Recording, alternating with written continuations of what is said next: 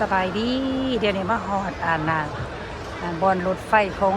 ยืนอยู่หลวงพระบางเนาะสิขึ้นรถไฟไปหาเวียงจันทน์นั่งถาคนก็หลายได้หั่นน่ะเบิ่งหั่นน่ะคนบักหลายเด้อ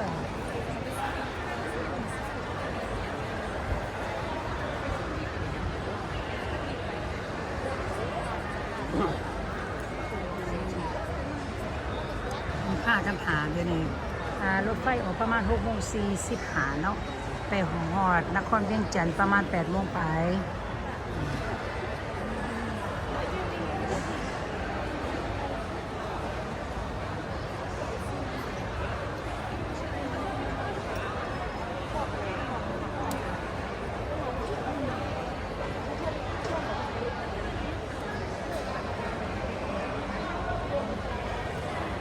ขอบคุณนะ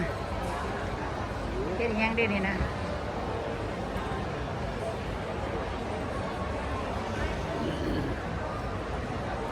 เข้ามาเนี่ยก็มีแบบว่า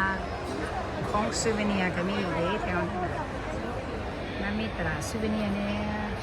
แล้วก็มีอยู่บางสายนั่นนี่ก็ Amazon Coffee เนาะ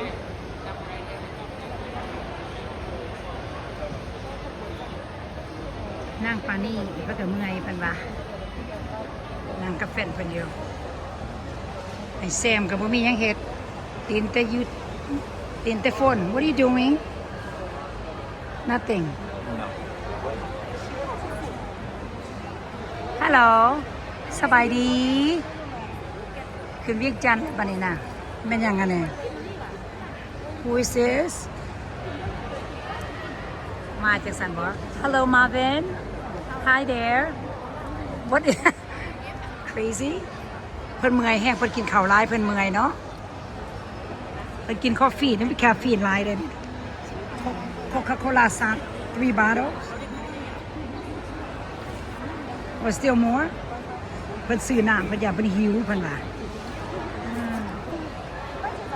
ยังอีกประมาณเดี๋ยวนี้ครับก็20-30 นาทีก็ขึ้นละก็ไปละ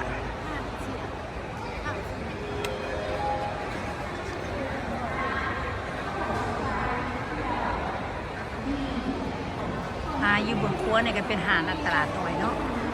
ตลาดตัวนี้มันก็สิมีชิปสิมีนั่นมี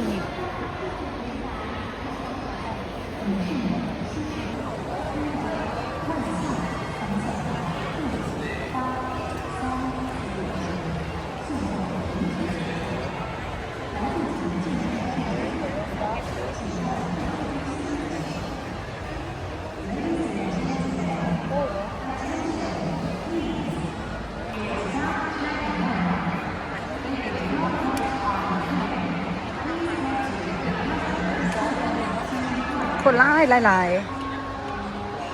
กลางคืนได้เดี๋ยวไปกลางคืน6 โมงไปนี่ก็เต็ม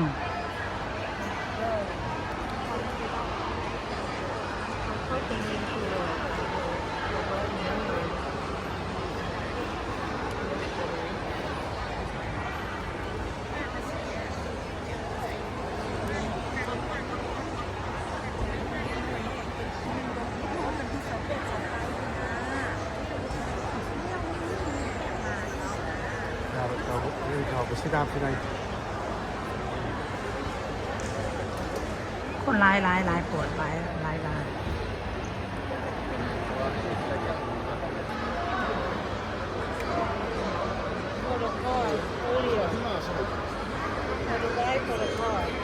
Keep your penny here, penny.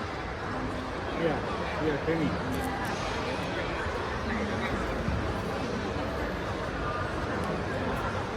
ขอบใจเด้อ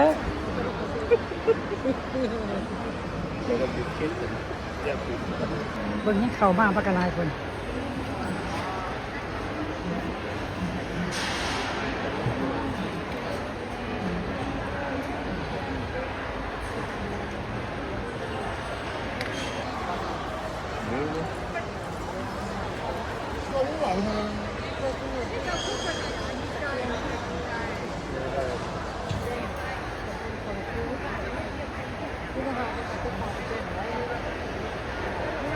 เราถ่ายประมาณ15 นาที 3 นาทีก็ถึงเนาะรถไฟเนาะโอเค